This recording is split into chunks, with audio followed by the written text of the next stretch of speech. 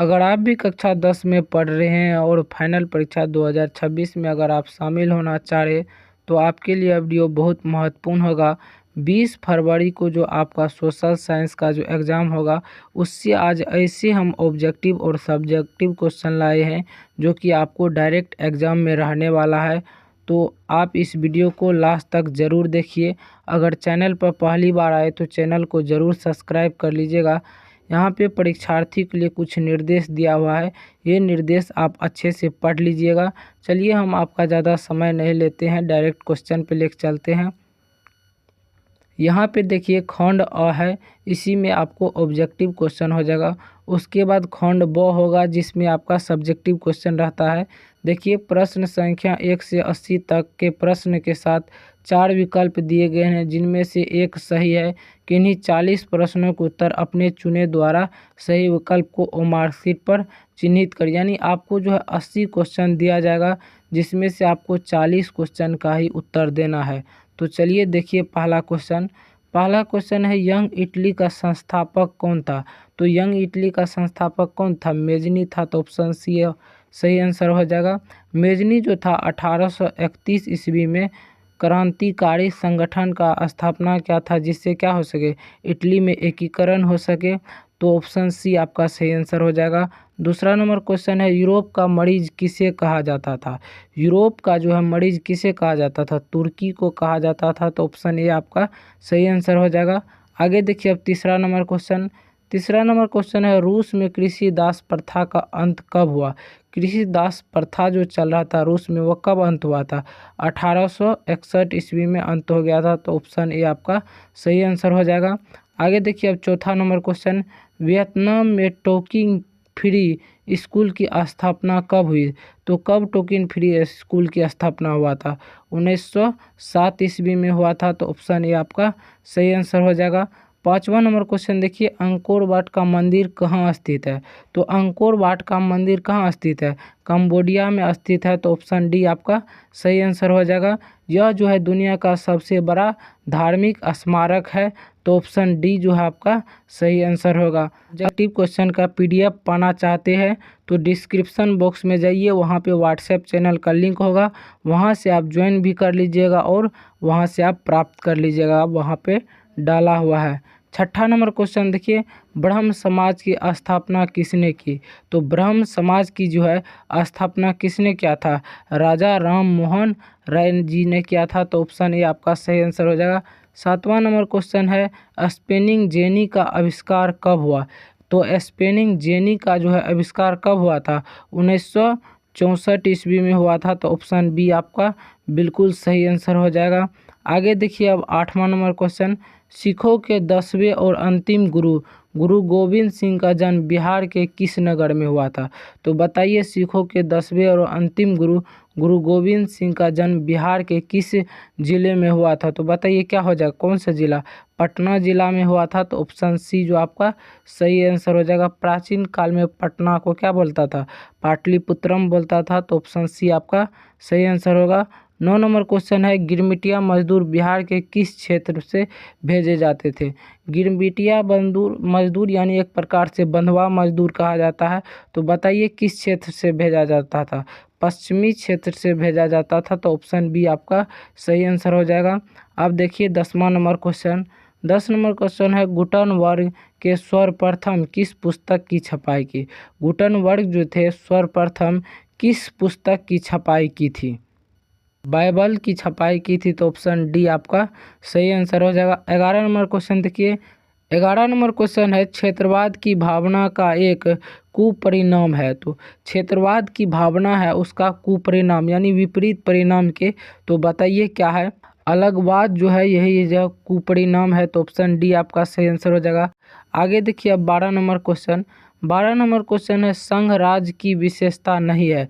तो इसमें जो है संघ राज्य की विशेषता कौन नहीं है? इकहरी शासन व्यवस्था जो है नहीं है। तो ऑप्शन सी आपका सही आंसर हो जाएगा। 13 नंबर क्वेश्चन देखिए संविधान के अनुसार भारत क्या है? राज्यों का संघ है। अनुच्छेद 1 में कहा गया था भारत राज्यों का संघ है। तो ऑप्शन बी आपका सही आंसर हो जाएगा।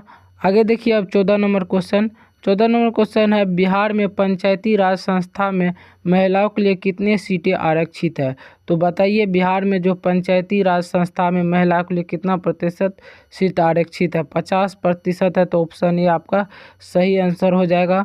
आगे देखिए, अब यहाँ देखिए आपको सब्जेक्टिव क्वेश्चन दिया हुआ है। ये जो क्वेश्चन है बहुत वेरी इम्पोर्टेंट है, तो इसको चलिए देखिए।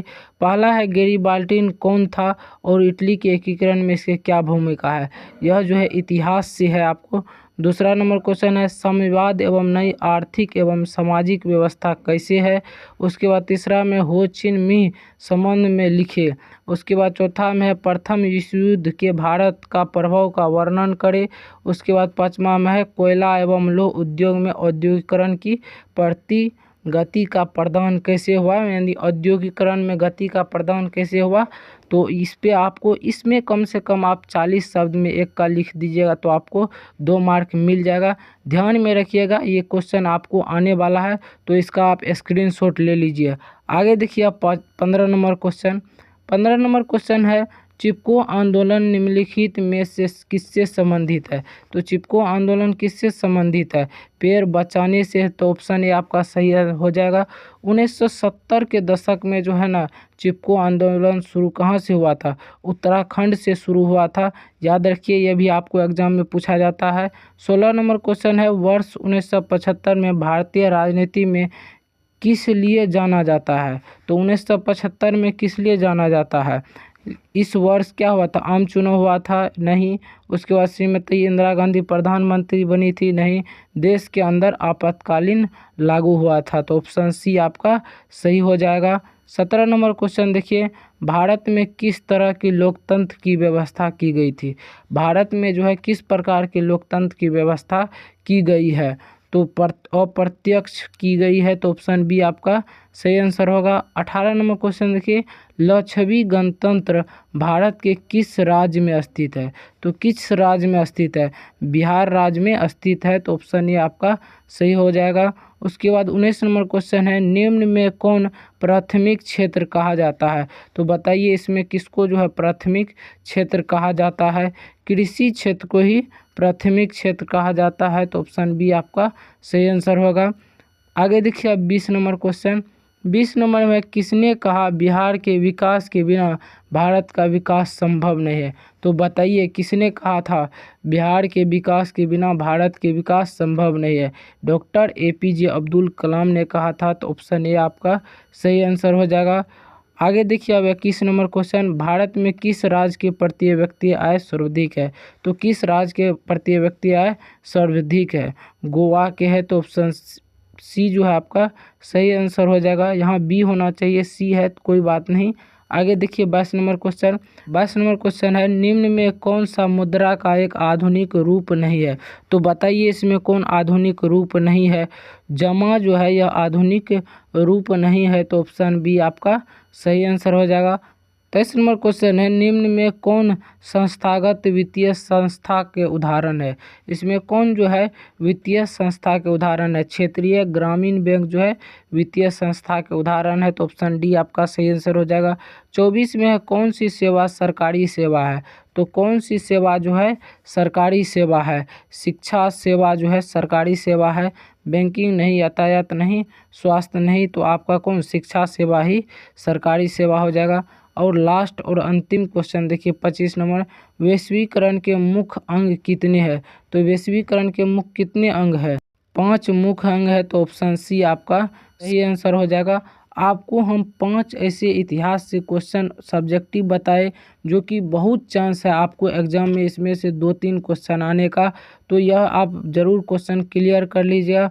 उसके बाद आपको 25 हम ऑब्जेक्टिव क्वेश्चन करवाए हैं, जो इसमें भी बहुत क्वेश्चन आपको एग्ज़ाम में आएगा। तो चलिए मिलते हैं किसी दूसरे वीडियो में, तब तक के लिए धन्यवाद।